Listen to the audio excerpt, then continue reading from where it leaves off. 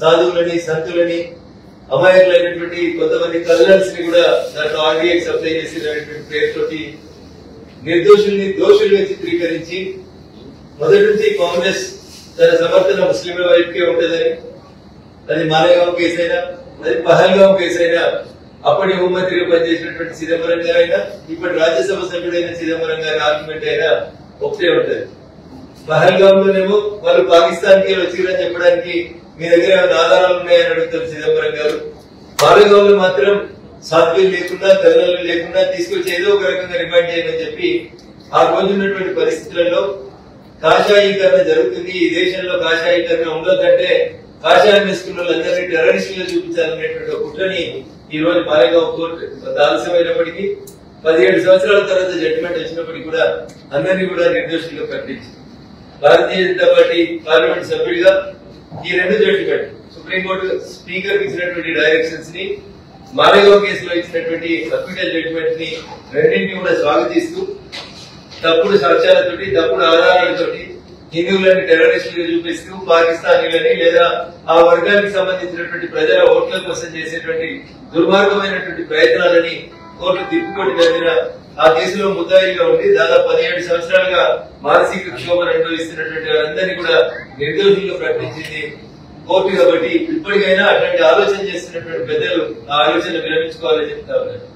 Parliament దగ్గర కొద్దిసేపటి క్రితం మీడియా మిత్రులు రాహుల్ గాంధీ గారిని మాలేగావ్ కేసు జడ్జిమెంట్ కి సంబంధించి అడిగే ప్రయత్నం చేసినప్పుడు సిస్టర్ బాగా చోటు తీసి అంటున్నాడు. ఎందుకంటే విషయం అర్థమైంది, పాలైంది నీళ్ళైంది అనేది కోర్టు క్లియర్ గా చెప్పింది. చెప్పిన తర్వాత बहुत छोटा इश्यू है, हमारे सामने बहुत बड़ा इश्यूज है. क्या इश्यूज है? पहलगाम में पाकिस्तान का टेररिस्ट नहीं आया, उसके पीछे जिन्हों वकालत करना चाहता है, इसका इंटरेस्ट क्या है बोले तो हिंदूज बोले तो टेररिस्ट है, मुस्लिम्स बोले तो साधु है बोल के बोलने का कोशिश राहुल गांधी जी ने कर रहा है. इट इज वेरी गलत.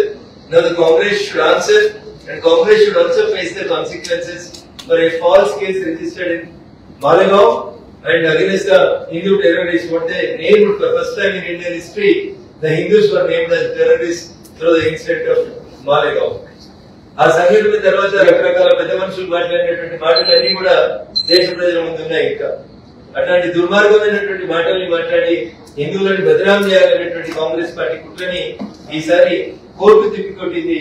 ఈ రోజు కాంగ్రెస్ పార్టీ, ఆ రోజు కాంగ్రెస్ పార్టీ నడిపిస్తున్నటువంటి రాహుల్ గాంధీ గారు, సోనియా గాంధీ గారు మాలేగావ్ కోర్టు జడ్జిమెంట్ మీద తప్పకుండా స్పందించాలని కోరుకుంటూ 3 నెలల్లో తెలంగాణ రాష్ట్ర శాసనసభ స్పీకర్ నిర్ణయం తీసుకోకపోతే మళ్లీ ఏం చేయాలనేటువంటి విషయంలో కూడా సుప్రీంకోర్టు ఇంకొంత క్లారిటీ ఇచ్చింటే బాగుండేదని చెప్పి తెలియజేస్తూ ఎనీహౌ ఈ రెండు జడ్జిమెంట్లని భారతీయ జనతా పార్టీగా స్వాగతిస్తూనే ప్రజల ముందు వీటిలో చర్చ జరగాలని కోరుకుంటారు. ఉప ఎన్నికలు వచ్చే అవకాశం ఉంటుందా? స్పీకర్ ఎటువంటి నిర్ణయం తీసుకుంటారు? స్పీకర్ ఖచ్చితంగా 3 నెలల్లో తీసుకోవాల్సిందే. ఇటువంటి అంశాలకు సంబంధించి మీరంటే చాలా ఇష్యూస్ వస్తున్నాయి. సో మీరు యాజ్ ఏ అడ్వకేట్ కూడా మీకు తెలుసుకోండి ఏం జరగబోతుంది, వాట్ ఇస్ ద ప్రొసీజర్. ఇప్పుడు జ్యుడిషియరీ లెజిస్లేషన్ లో ఎంతవరకు ఇన్వాల్వ్ కావాలి కాకూడదు అనేటువంటి అంశంలో కూడా భారత రాజ్యాంగ నిర్మాత అప్పట్లోనే వకాలత్ చేసినటువంటి పెద్దలు గౌరవ డాక్టర్ బిఆర్ అంబేద్కర్ గారు చాలా స్పష్టంగా మీకు మాకు మధ్య ఉన్నటువంటి గీత అంటే మీడియాకి మాకు 4 స్తంభాలు, ప్రజాస్వామ్యానికి మూల స్తంభాలు అయినటువంటి 4 లోపల కోర్టులు ఏం చేయాలి, శాసన వ్యవస్థ ఏం చేయాలి, కార్యనిర్వాహక వ్యవస్థ ఏం చేయాలి, జర్నలిస్ట్ మిత్రులు ఏం చేయాలి అనేటువంటి 4 పిల్లర్ల మధ్యన ఒకరి విధులలో ఇంకొకరు జోక్యం చేసుకోవాలని చాలా స్పష్టంగా చెప్పింది. సో జడ్జిమెంట్స్ వస్తే అస్సాం విషయంలో ఒక జడ్జిమెంట్ వస్తుంది, కర్ణాటక విషయంలో ఒక జడ్జిమెంట్ వస్తుంది, మహారాష్ట్ర విషయంలో ఒక జడ్జిమెంట్ వస్తుంది. ఇట్లా రకరకాలైనటువంటి జడ్జిమెంట్స్ ని సుప్రీంకోర్టులో ఉన్నటువంటి గౌరవ పెద్దలు, గౌరవ న్యాయమూర్తులే ఒక్కో కేసులో ఒక్కొక్క రకంగా ఇచ్చినారు.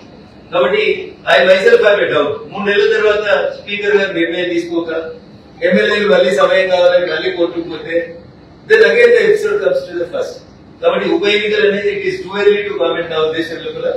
It takes time. ముందు ఆ జడ్జిమెంట్ కాపీ మాకు రాలేదంటారు, మాకు వచ్చిన తర్వాత టైం ఇవ్వండి అంటారు. గతంలో ఒకసారి again I'm going back to 2004, 2004లో ఇట్లే అప్పుడు కూడా దాదాపు 10 మంది ఎమ్మెల్యేలు పార్టీ మారితే నిర్ణయం తీసుకోమని కోర్టు స్పీకర్ కి చెప్తే రేపు శాసనసభ కాలపరిమితి అయిపోతుందంటే ఈ రోజు స్పీకర్ గారి జడ్జిమెంట్ రాశారు, మీకు గుర్తుంటుంది. ఇవాళ పెద్ద మనిషి పెద్దల సభలో సభ్యుడిగా ఉన్నాడు. ఆ రోజు ఏ ఎమ్మెల్యేలు అయితే పార్టీ ఫిరాయించారో ఆ పార్టీతోటే ఇవాళ పెద్దల సభలో మెంబర్ గా ఉన్నాడు. ఇది భారత ప్రజలు ఆలోచించాలి, దేశ ప్రజలు ఆలోచించాల్సినటువంటి విషయం. కాబట్టి I have certain doubts as an advocate. There are certain legal ambiguities in the judgment. Still we will hope, we'll welcome the judgment of the Supreme Court.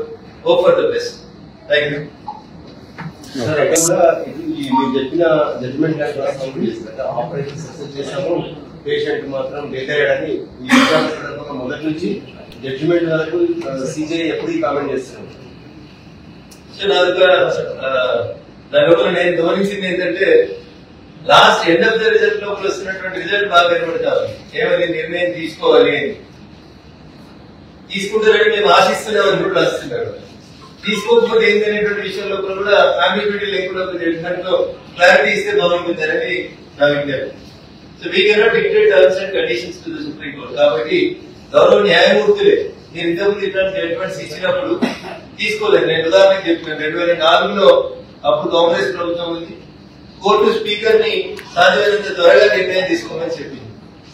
చివరికి నేను చెప్తాను కదా, అప్పటి స్పీకర్ ఇంకో 2 రోజులైతే శాసనసభ అయిపోతుంది అనేప్పటిదాకా నిర్ణయం తీసుకోకుండా అడ్వకేట్స్ వస్తున్నారు, కేసు ప్రజెంట్ చేస్తా ఉన్నారు. I have no other option except giving the adjustments అని చెప్పి ఇంకా 2 రోజులైతే శాసనసభ అయిపోయాక దాన్ని దాటవేస్తూ వస్తుంది. కాబట్టి I hope and I welcome the judgement of the honourable supreme court. But అప్పుడే ఉప ఎన్నికలు వస్తాయా రావా అంటే వాళ్ళ జడ్జ్మెంట్ లోనే ఉంది ఆపరేషన్ సక్సెస్, పేషెంట్ డైడ్ అని. I don't know the meaning of it. The honourable judges should tell it to the people. కానీ వాళ్ళ ఎన్నికలే ఈ ఎమ్మెల్యే అంతా మాత్రమే ఉన్నారు, అభివృద్ధి కోసం రాజకీయం కోసం వాళ్ళు మా దగ్గరికి వచ్చారని చెప్పి కర్ణాటక హైకోర్టు ఒక జడ్జిమెంట్ ఇచ్చింది. అందుకని నేను ఏమంటున్నాను, కర్ణాటక ఒక్కొక్క జడ్జిమెంట్, అస్సాం ఒక జడ్జిమెంట్, మహారాష్ట్రకు ఒక జడ్జిమెంట్, లేకపోతే ఇంకొక స్టేట్ కి ఇంకొక జడ్జిమెంట్ లేకుండా ఒక 5 జడ్జిలు 7 జడ్జిలో కూర్చొని ఎవరు గొప్ప ఎవరు పెద్ద, ఏ నిర్ణయాన్ని మనం ఎంతవరకు ఇన్వాల్వ్ కావచ్చు. అదే జడ్జిమెంట్ వాళ్ళు ఏమంటున్నారు, పార్లమెంట్ ఈ సుప్రీం, స్పీకర్ ఈ సుప్రీం, వాళ్ళ నిర్ణయాలలో మేము జోక్యం చేసుకోలేమని చెప్తూనే నిర్ణయం తీసుకుంటే బాగుంటుందని ఆశిస్తున్నామన్నారు. ఆశించడం వేరు, శాసించడం వేరు. ఈ ఆశించడానికి శాసించడానికి మధ్యలో ఒక సన్నటి గీత ఉంది. ఆ గీతను ఎవరు బ్రేక్ చేయకపోవడం వల్లనే ఇట్లా పార్టీలు మారేటువంటి పరిస్థితులు వస్తాయి. పార్లమెంట్ లో there is no much difference. TRS గెలిచినప్పుడు ఇదే కథ నడిచింది, కాంగ్రెస్ గెలిచినప్పుడు ఇదే కథ నడుస్తుంది. టీఆర్ఎస్ అధికారం ఉంటే కాంగ్రెస్ ఎమ్మెల్యేని టీఆర్ఎస్ లోకి తీసుకుంది, ఇలా కాంగ్రెస్ అధికారం ఉంటే టీఆర్ఎస్ ఎమ్మెల్యేని కాంగ్రెస్ లోకి తీసుకుంది. అందుకనే తెలంగాణ సమాజానికి నేను చేసేటువంటి అప్పీల్ ఏంటంటే, ఇవి రెండు ఒక నారాయణకి బొమ్మ గొలుసు లాంటివి. అయితే పింక్ కలర్ లేకపోతే మూవన్నెల జెండా, మూవన్నెల జెండా తీసేసి ఒక ఆయన ఎంపీగా కూడా పోటీ చేసి పారేసిండు.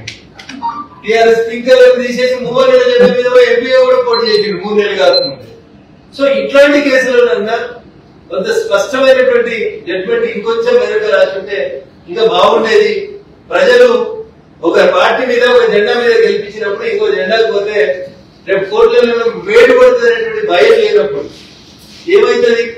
5 ఏళ్లే కదా, చిన్న కోర్టు దగ్గర నుంచి పెద్ద కోర్టు దాకా అన్ని కోర్టుల్ని మేము ఏదో చేస్తాం అనుకునేటువంటి భావనలో వచ్చి ఎన్నుకోబడినటువంటి ప్రజాప్రతినిధులు బాగా రావాలంటే ఇట్లాంటి జడ్జ్మెంట్స్ విషయం లోపల ఇంకొంత టైం తీసుకుని కానీ డైరెక్షన్స్ ఇస్తే బాగుంటుండే, వస్తే బాగుంటుండే, మంచి జరగాలని, తెలంగాణలో పార్టీకి రాయించినటువంటి ఎమ్మెల్యేల పట్ల స్పీకర్ తొందరగా నిర్ణయం తీసుకోవాలని, తీసుకుంటారని ఆశిస్తా ఉన్నాం. ఖచ్చితంగా నిర్ణయం తీసుకుంటే మీరు కోరుకున్నటువంటి ఉప ఎన్నికలు లేదా ప్రజలు ఆశించిన ఉప ఎన్నికలు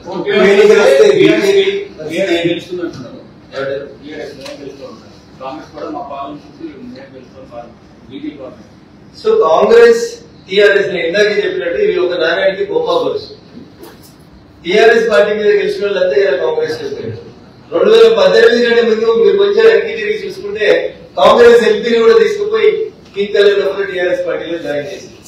అంటే what is the difference between these 2 parties అనేది దయచేసి ప్రజలు ఆలోచించారు. అది కాంగ్రెస్ అయినా టీఆర్ఎస్ అయినా ఎటు అధికారం ఉంటే అటు పోతామనుకునేటువంటి కొంతమంది వ్యక్తులకి ఇది ఒక గుణపాఠం కావాలంటే ఈ పార్టీకి ఫిరాయించిన ఎమ్మెల్యే భవిష్యత్తులో ఏ గుర్తు మీద పోటీ చేసినా వాళ్ళు గెలుస్తారని నేను అనుకుంటలేను. ప్రజలు కూడా గెలిపియద్దు వాళ్ళని, సచ్చీలంగా ఉన్నటువంటి భారతీయ జనతా పార్టీని గెలిపియాలి, మేమే గెలుస్తాం, ఎక్కువ స్థానాలు మేమే గెలుస్తాం అనేటువంటి విశ్వాసం మాకుంది. ప్రజలు మార్పు కోరుకుంటున్నారు. తెలంగాణలో భారతీయ జనతా పార్టీ అధికారంలోకి రావాలని కోరుకుంటున్నారు. కాబట్టి ఎక్కువ స్థానాలు భారతీయ జనతా పార్టీ గెలుస్తుంది. ఆ ఇద్దరికి ప్రజలు గురుపాఠం చేస్తారు అనేటువంటి విశ్వాసం.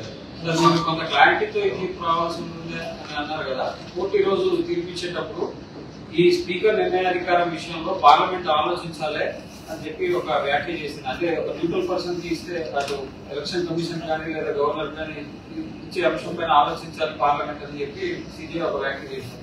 సో భారత పార్లమెంట్ ఈ దేశంలో ఏ చట్టాలు బాగుంటాయి, ఏ చట్టాలు బాగున్నాయని చట్టాలు చేసేటువంటి అవకాశాన్ని, అధికారాన్ని భారత పార్లమెంట్ కి ఇచ్చింది.